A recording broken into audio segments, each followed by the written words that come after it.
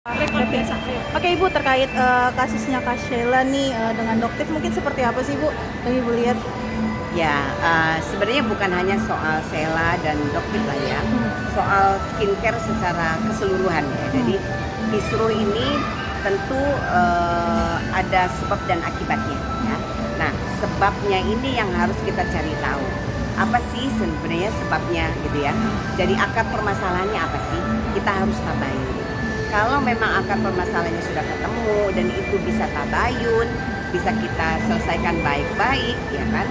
Kenapa tidak?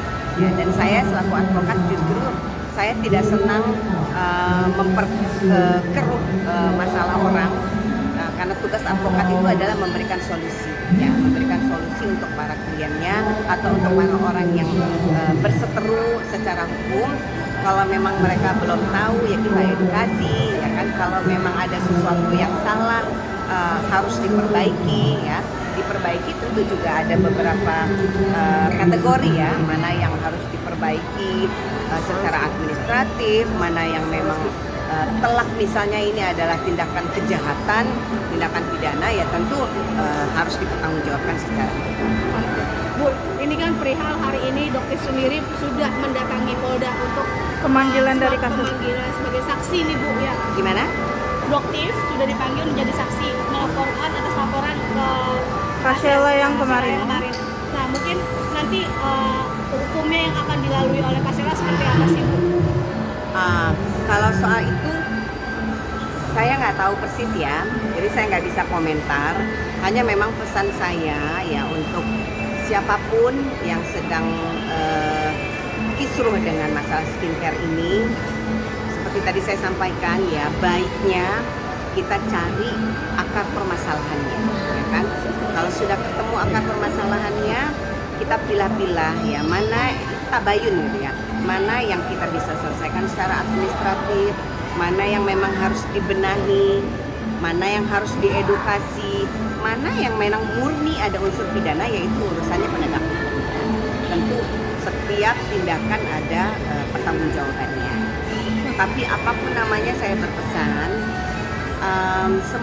kalau semua punya niat baik ya, baiknya memang bertemu satu meja, tabayun ya kan. Kalau ada yang salah saling memaafkan, kalau ada yang keliru diperbaiki gitu, supaya kita bisa terus berjalan, konsumen terlindungi dengan baik, kemudian para pelaku usaha juga bisa jalan usahanya ya kan, sambil kita berbenah gitu. Kita berbenah mana yang kurang, mana yang harus diperbaiki gitu. Saya kira mestinya itu lebih baik. Ibu, ini kan sebelumnya ini kan sempat ada proses tabayun juga nih yang dimediasikan oleh BPOM juga nih, tetapi tidak menemukan titik terang nih setelah setelah pertemuan tersebut. Gimana nih Bu mungkin melihatnya? Ya, jadi BPOM saya mengapresiasi lah ya langkah-langkahnya supaya kalau itu kemarin saya lebih ke edukasi ya, lebih ke edukasi bagaimana BPOM mengedukasi para pelaku usaha, para influencer, termasuk juga reviewer, bahwa masalah ini harus diselesaikan baik-baik ya kan. Lalu mengingatkan kalau ada yang keliru, ada yang salah, ada temuan-temuan, baiknya dilaporkan ke BPOM. Itu menurut saya tuh jalur yang paling benar ya. Tapi kemudian ternyata masih ada persoalan. Tentu bisa jadi mungkin informasinya tidak tersampaikan dengan baik, atau bisa jadi mungkin ada ada persoalan lain gitu yang kita belum ketemu nih. Nah, makanya saya bilang baiknya duduk bersama, kita cari akar persoalannya, lalu kita selesaikan baik-baik. Ya, Mohana sudah ditunjuk langsung sama Sheila Saukia untuk menjadi kuasa hukumnya, Tuan. Nah, oke, kemarin kan Kak Sheila sempat bilang kalau ngucap Ana sebagai lawyernya pengganti sebelumnya.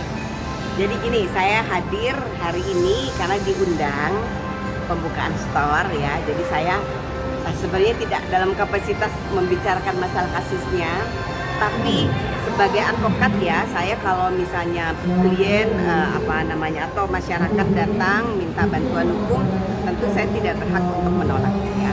saya tidak boleh menolak, tapi yang pasti yang harus dipegang oleh seluruh masyarakat, khususnya netizen Supergen ya, bahwa kalau seorang advokat mewakili seorang apakah itu reviewer, ataukah itu konsumen, ataukah itu pelaku usaha, yang harus kalian pahami bahwa kalau saya ya, pandangannya sebagai advokat itu bukan untuk memenjarakan orang lain, atau bukan untuk menyalahkan sesuatu, atau bukan untuk mengalahkan atau memenangkan sesuatu. Tugasnya advokat itu adalah mendudukkan persoalan sesuai dengan porsi hukumnya. Jadi supaya ada keadilan di situ, ya kan, supaya ada kebenaran di situ bisa muncul gitu. Jadi dan ada edukasi yang pasti. Jadi posisi saya sebagai advokat tentu nggak bisa dipahami oleh konsumen ataupun reviewer ataupun pelaku usaha sebagai orang yang nanti justru akan memperkeruh persoalan ini. Justru saya berharap saya bisa menjadi penengah, saya bisa membantu para pihak yang kisruh ini untuk menemukan akar persoalannya, bisa mengedukasi mereka, bisa mencarikan solusi yang terbaik buat mereka, dan konsumen terlindungi, kemudian reviewer masih bisa melakukan kerja-kerjanya, edukasinya dengan baik, kemudian pelaku usaha juga masih bisa menjalankan usahanya dengan baik. Oke, sip.